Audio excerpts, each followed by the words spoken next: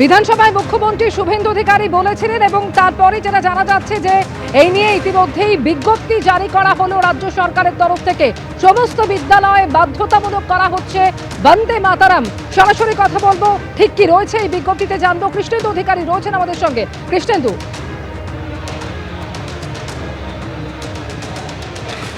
দেখো, আজকেই স্কুল শিক্ষা দপ্তর থেকে এই বিজ্ঞপ্তি জারি করা হয়েছে এবং যেখানে বলা হচ্ছে অ্যাডিশনাল চিফ সেক্রেটারি তিনি এই নির্দেশিকা দিচ্ছেন এবং যেখানে বলা হচ্ছে যে বন্দে মাতারাম গান স্কুলে স্কুলে গাওয়াটা বাধ্যতামূলক। প্রার্থনা সঙ্গীত হিসেবে এই গান গাইতে হবে।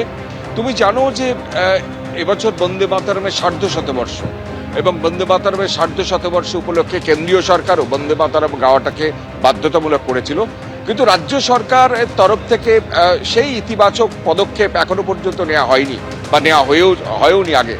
এবং বিজেপি সরকার ক্ষমতায় আসার পর মুখ্যমন্ত্রী শুভেন্দু অধিকারী সেই ইঙ্গিত দিয়েছিলেন যে ঋষি বঙ্কিমচন্দ্র চট্টোপাধ্যায় একজন বাঙালি কৃতি, তার লেখা, যেটা পশ্চিমবঙ্গের মধ্যেই লেখা হয়েছিল চুচড়াতে, সেই গান তার সার্ধশতবর্ষ চলছে, সেই গানটা এবার স্কুলে স্কুলে গাইতে হবে।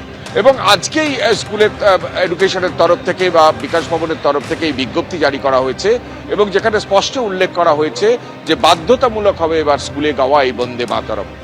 তুমি জানো যে স্কুল এখন গরমের ছুটি চলছে, 31 মে পর্যন্ত সেই গরমের ছুটি চলবে। জুন মাসের 1 তারিখ থেকে স্কুল খুললে স্কুলের প্রার্থনার সঙ্গে বন্দে মাতরম গাওয়াটা বাধ্যতামূলক হবে।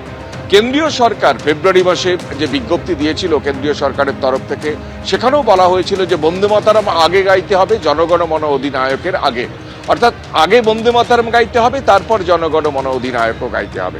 এবং সেই গোটা ভারতবর্ষ জুড়ে সেটা যাতে লাগু করা হয়, রাজ্য সরকারগুলোকে সেই পদক্ষেপ করার কথা কেন্দ্রের তরফে বলা হয়েছিল, মুখ্য সচিবদের নির্দেশ দেওয়া হয়েছিল, কিন্তু রাজ্যে তার কোনো পদক্ষেপ এখনো পর্যন্ত দেখা যায়নি।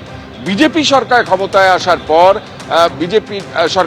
আসার পর সেই বন্দে মাতরমকে স্কুলে বাধ্যতামূলক করার জন্য তৎপরতা শুরু হয়।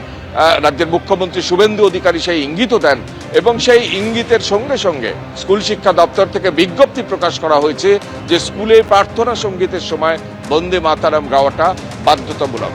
বন্দে মাতরমের যে একাধিক স্তবক আছে, সেই স্তবক উল্লেখ করে কেন্দ্রীয় সরকারের তরফে ইতিমধ্যে বিজ্ঞপ্তি দেওয়া হয়েছিল যে গোটা গানটা গাইতে হবে এবং সেই গানটা গাওয়ার পর জনগণ মন অধিনায়কও গাইতে হবে।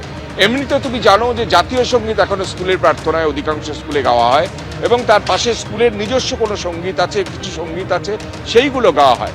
কিন্তু সার্ধশতবর্ষ 150 বছর চলছে বন্দে মাতরমের। ঋষি বঙ্কিমচন্দ্র চট্টোপাধ্যায় বাঙালির কৃতি সন্তান এবং এই বন্দে মাতরম একটা সময় স্বাধীনতা আন্দোলনের মন্ত্র ছিল এবং ভারতবর্ষের স্বাধীনতা আন্দোলনের যারা স্বাধীনতা সংগ্রামী তাদের মন্ত্র ছিল এবং এই বন্দে মাতরম পশ্চিমবঙ্গে লেখা হয়েছিল চুচুড়াতে।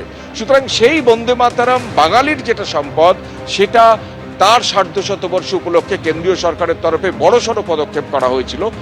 কেন্দ্রীয় সরকারের তরফ থেকে সেই পদক্ষেপে কিন্তু রাজ্য সরকারে তা বাস্তবায়ন হয়নি, কিন্তু কেন্দ্রীয় সরকার এবং রাজ্য সরকার কার্যত ডবল ইঞ্জিন সরকার চালু হওয়ার পরেই মুখ্যমন্ত্রীর ইঙ্গিতের পরেই একদম সরকারি তরফে বিজ্ঞপ্তি জারি করে জানিয়ে দেওয়া হলো যে ঋষি বঙ্কিমচন্দ্র চট্টোপাধ্যায়ের যে মন্ত্র বন্দে মাতরম গান, সেটা এবার বাধ্যতামূলকভাবে স্কুলের প্রার্থনায় গাইতে হবে।